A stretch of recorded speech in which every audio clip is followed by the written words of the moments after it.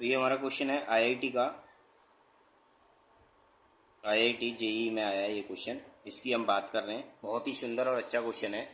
इसमें बोला गया है x i belongs to 0 to 1 है, वेयर आई इक्वल्स टू दे रखा है 1 2 3 डॉट डॉट 28 तक। Then the maximum value of sine inverse x1 cos inverse x2 plus sine inverse x2 plus cos inverse x3 plus dot dot dot sine inverse x28 से लेके 28 से लेकर cos inverse x1 तक। अब इसमें बात सुनो, ऑप्शन दे रखा है 7 पाई 14 पाई 28 पाई कैन नॉट बी डिटरमिन्ड। इस क्वेश्चन का कौन सा ऑप्शन करेक्ट होगा देखते हैं, और बहुत ही सुंदर और अच्छा क्वेश्चन है। अगर आपको रिलेशन के पता होगा, इसका जो एक रिलेशन होता है हमारे पास कि arithmetic mean is greater than equal to geometric mean, ठीक है। इसमें एक रिलेशन निकालने की कोशिश करेंगे हम और उससे को अंडरस्टैंड करेंगे। थोड़ा सा रब वर्क में जानते हैं। मैंने कहा arithmetic mean is greater than equal to geometric mean. आपको पता है अर्थमेटिक मीन 2 नंबर का क्या होता है, a plus b upon 2 is greater than under root a b. अगर मैं बोथ साइड स्क्वायरिंग करूंगा तो ये क्या बनेगा, a square plus b square plus 2ab upon में 2 का स्क्वायर 4 हो जाएगा, ग्रेटर देन ए बी बचेगा यहाँ। अगर मल्टीप्लाई करूंगा तो a square plus b square plus 2ab कितना हो जाएगा, ये 4ab हो जाएगा। और a square plus b square greater than क्या बचेगा हमारे पास, 2ab बचेगा। कितना बचेगा, 2ab बचेगा यहाँ पे हमारे पास, ठीक है। अब यहाँ पे समझो 2 को दोबारा से डिवाइड में ला सकता हूँ, तो a square plus b square upon 2 greater than equal to a b. ये केस आपको फाइनल समझ में आया होगा कि अगर ए एम और जी एम का अर्थमेटिक मीन और जियोमेट्रिक मीन का अगर हम थोड़ा सा कंक्लूजन करते हैं तो क्या हमारे पास फाइनल वैल्यू आ रही है, a square plus b square upon 2 greater than equal to a b. तो इस रिलेशन को मैं यहाँ पे लिखने वाला हूँ डायरेक्टली। क्या आया था हमारे पास relation, a square plus b square upon 2 is greater than equal to a b. ये हमारे पास फाइनल रिलेशन आया था। अब इस क्वेश्चन को समझने की कोशिश करेंगे। हमारे पास मान लो ये ए और ये बी है। अगर मैं इसमें फर्स्ट पॉइंट के लिए रखूं कंप्लीटली, में केस मेरे पास जो रहेगा, ये पूरा क्वेश्चन है, मैंने कहा ये ए के इक्वल दे रखा है पूरा क्वेश्चन, ए केस के लिए मान लिया मैंने।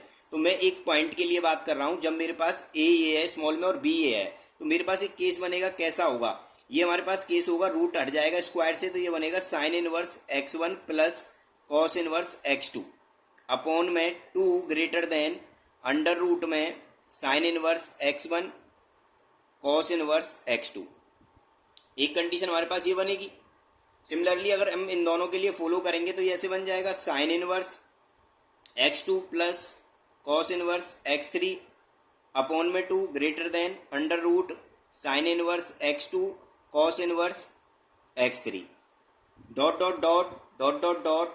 इधर हमारा लास्ट टर्म क्या आने वाला है, sine inverse x28 plus cos inverse x1 upon में 2 greater than sine inverse x28 into cos inverse x1। तो हमारे पास एक कंडीशन बनती जा रही है, आपको ये बात क्लियर होगी। डॉट डॉट डॉट 28 तक मैंने कंडीशन बनाई, ठीक है। अब मैं सभी को ऐड करने का काम करूंगा। जब मैं ऐड करूंगा तो ये प्लस होते चले जाएंगे, तो कुछ ऐसी सीरीज आ जाएगी।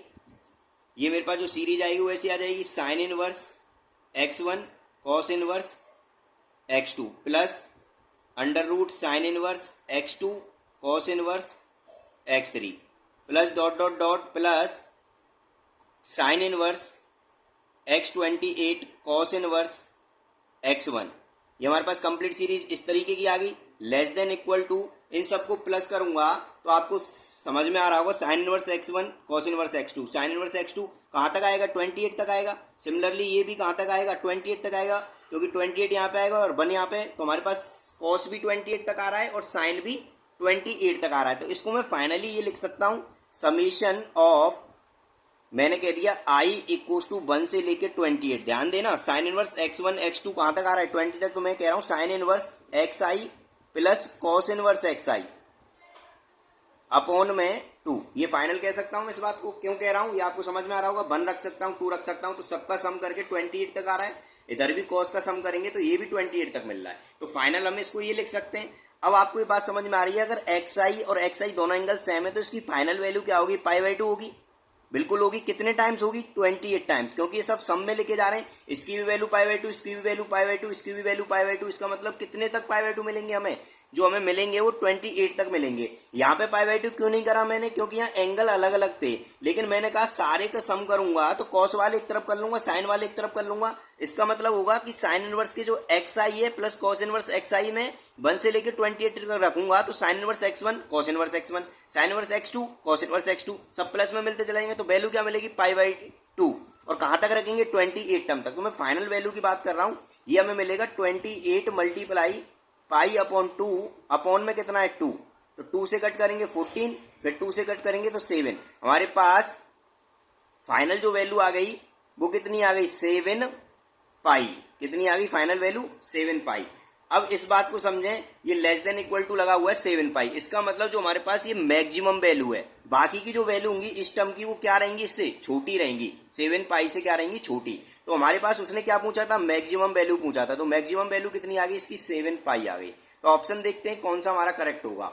ऑप्शन ए ही हमारा करेक्ट है, ऑप्शन ए इज करेक्ट। तो आई होप ये क्वेश्चन एकदम क्लियर होगा, बहुत ही अच्छा क्वेश्चन था। Thank you.